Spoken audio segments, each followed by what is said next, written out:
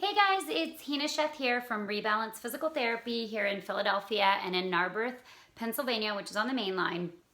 And I'm here to talk to all of you who have been experiencing rib pain after maybe having a fall or some type of traumatic incident around the chest or the rib cage.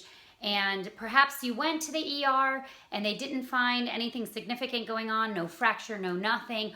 Or maybe it's been a long time that you perhaps did have a fracture and it healed, but you're still having pain.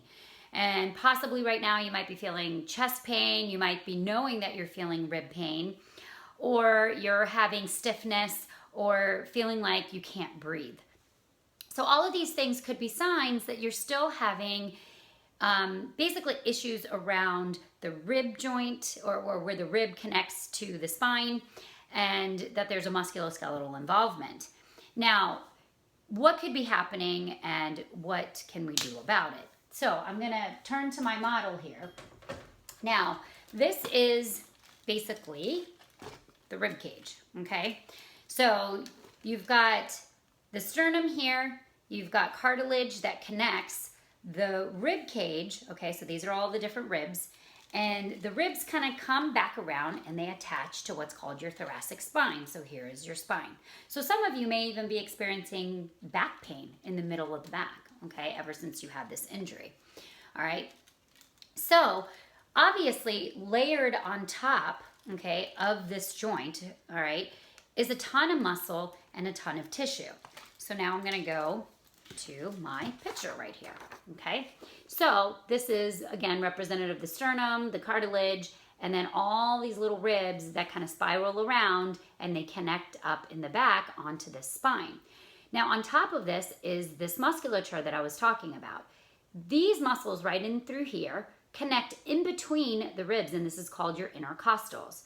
And then there's other musculature that layers on top. And you can have right here, this is called your pec minor. Then there's another big pec muscle called your pec major, and that's basically the breast tissue, or underneath the breast area is called the pectoralis muscle, okay? And then you have other muscles that also connect through the ribs that kind of come down underneath that, they're called your serratus, and they connect on to your shoulder blade in the back.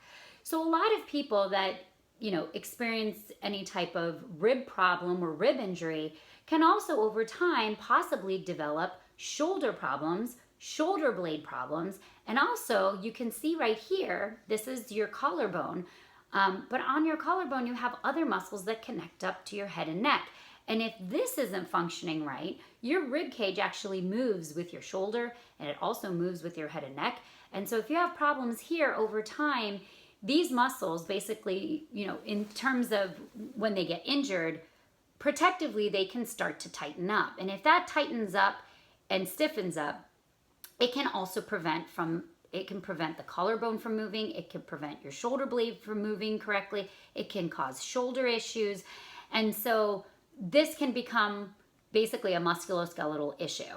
And so what can be basically done about this? Now, usually when you go to a chiropractor or any person who does a lot of joint work, they'll go in and they'll probably try and mobilize the rib or move the rib, okay?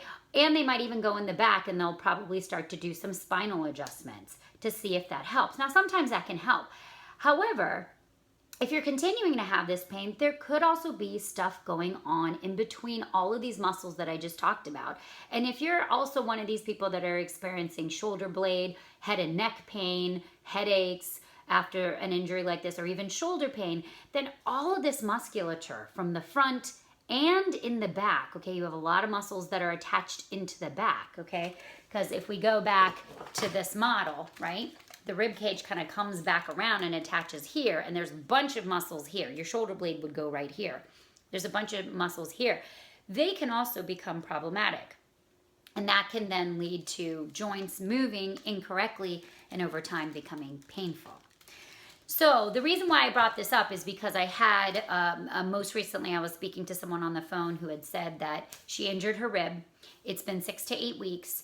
and she went to the ER and they couldn't find anything going on, and the pain hasn't necessarily gone away. So this is the exact explanation that I gave her, is that all of this could be involved. And this is what we need to evaluate, see what's going on, and then treat it. And most of the time, these injuries they progress really, really well if they've been treated in the correct fashion. So if you are someone that is having any type of rib dysfunction, rib pain, in the absence of a fracture or maybe a healed fracture, and symptoms aren't going away, and you live in the Philadelphia area, then obviously give us a call. We'd be happy to talk to you, get you in and get you healed and fixed up and getting you back onto your normal activities or your sport or whatever you want to play. Or if you're someone who has already tried to seek out treatment through previous physical therapy, chiropractic, or some other type of mechanism, and your pain hasn't gone away, then perhaps it hasn't been looked at in this integrated, holistic way, which is how we treat here at Rebalance. So, check out our website. Come to www.rebalancept.com. That's REBALANCEPT.com. And we'll kind of tell you all about our practice, and then you can also inquire about a possible phone consultation that's free, or an in-person consultation that's free. All right, so I hope that was helpful, and I hope you guys have a wonderful day. Take care.